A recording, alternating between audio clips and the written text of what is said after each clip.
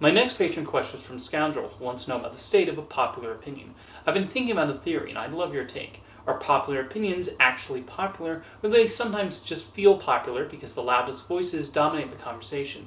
I've never understood why people get so angry when someone disagrees about movies, TV, books, comics, or games, especially when it escalates to harassment, censorship and cancel attempts, or even death threats. It's art. Different tastes should be normal, and honestly the world would be boring if everyone liked and hated the exact same things. Do you think the most toxic reactions come from people who fear that the popular opinion isn't as dominant as they assume, and that if enough people speak up, the perception could flip? And related, why do some fandoms and titles seem way more threatened by dissent than others? I guess there always comes a point where consensus forms over a piece of media, and that becomes the dominant view of it, and it's considered the general reception. Of course, the popularity of something can be defined depending on who's measuring that popularity.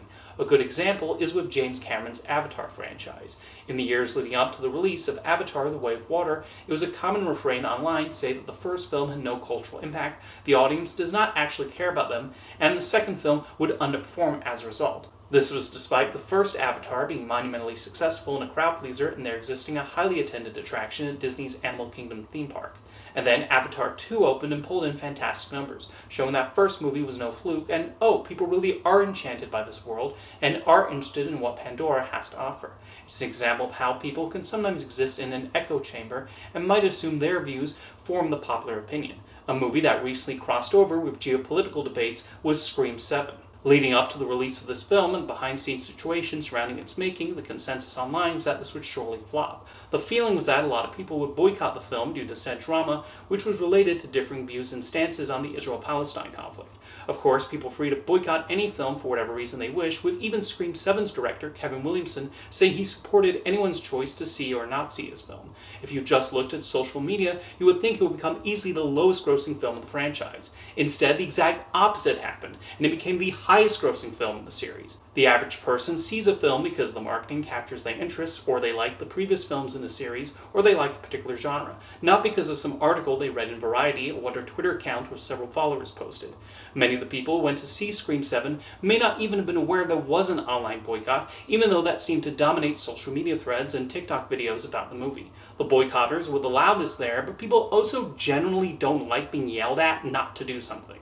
I've also noticed odd discussions lately about Pixar's recent output. People have treated Hoppers as some critical comeback for them after what they feel has been a lousy decade for the studio. But when you look at the films they've produced in the 2020s, they still appear to be very well liked when you venture outside of the animation Twitter bubble. Only Lightyear seemed to get an iffy reception, but that's maybe online. I wonder how different that would be if you polled the average person on the street if they've seen Lightyear and what they think of it. Speaking of family media, it's not unusual for opinions you see online from adults to not necessarily reflect how children think of it. The two Paw Patrol movies both had a 2.7 rating on Letterboxd, reflecting the average adult cinephile that commonly uses the website that may not think highly of that franchise and might feel children should not be watching them. And yet I constantly see Paw Patrol backpacks whenever I go outside, and there has to be a reason why there's a third movie set to be released in cinemas this summer, and the show is currently airing its 13th season. What little I've watched of the Paw Patrol series through the movies makes it seem like perfectly acceptable viewing for children, with its message of teamwork and the way the dogs use their smarts, abilities, and machines to rescue people. Yet searching for "Is Paw Patrol Good?" on Google pops up a bunch of results of adults complaining about the franchise, but I'm sure their children feel differently. Of course, there are absolutely cases where popular consensus does represent the majority opinion. While certainly out there, you won't find too many people saying, "I did not care for The Godfather." Well, except some cartoon father from Rhode Island.